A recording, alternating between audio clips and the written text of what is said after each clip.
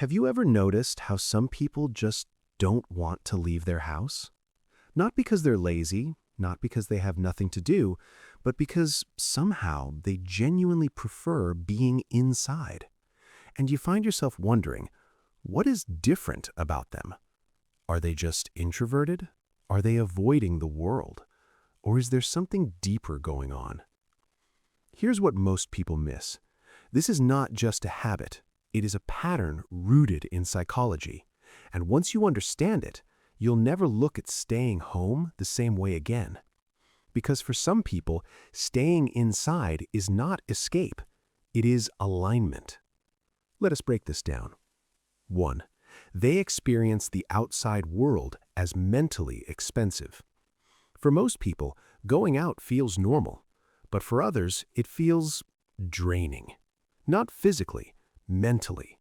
Every conversation, every noise, every unpredictable interaction, their brain is constantly processing. There's a concept in psychology called stimulus sensitivity. Some people simply take in more from their environment, more sound, more emotion, more detail. So what feels like a normal outing to one person feels like overload to another. And here's the twist. They're not weak. They're just processing more than you realize, which is why home feels different. It's predictable, controlled, quiet, and their brain finally gets to rest. 2. Their home is not just a place, it is their safe system. Most people see home as a location.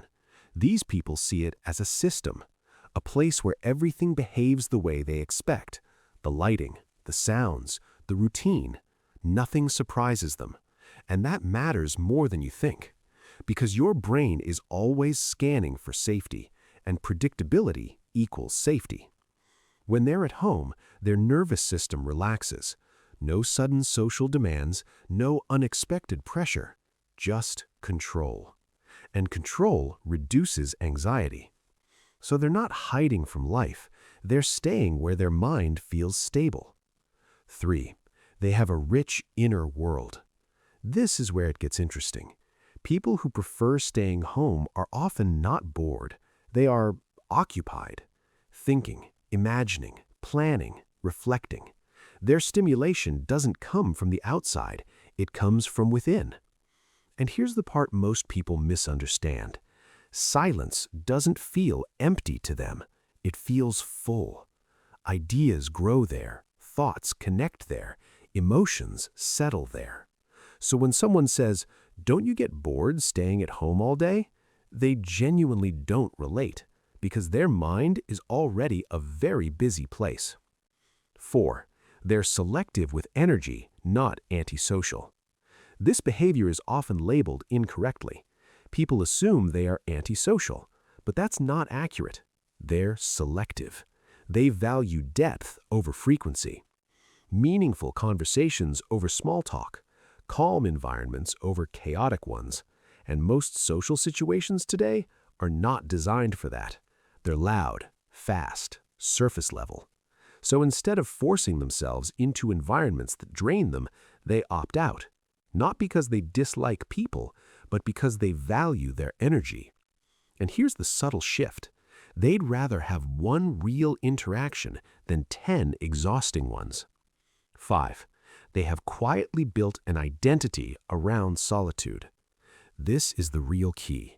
At some point, consciously or not, they started seeing themselves differently. Not as someone who misses out, but as someone who prefers peace.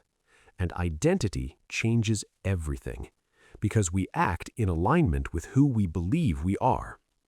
If someone believes, "I am someone who enjoys my own space," then staying home doesn't feel like avoidance.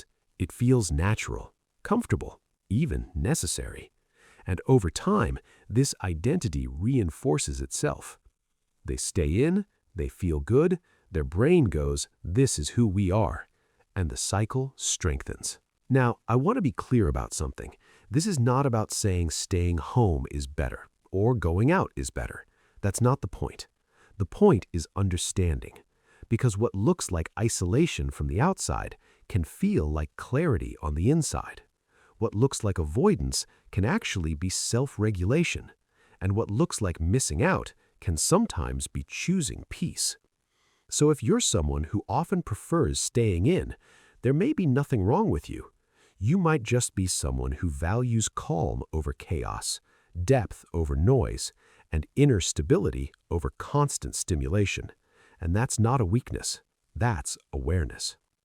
And if you really enjoy content like this, consider subscribing and turning on the notification bell so you don't miss future uploads. I genuinely appreciate all your support. See you in the next one.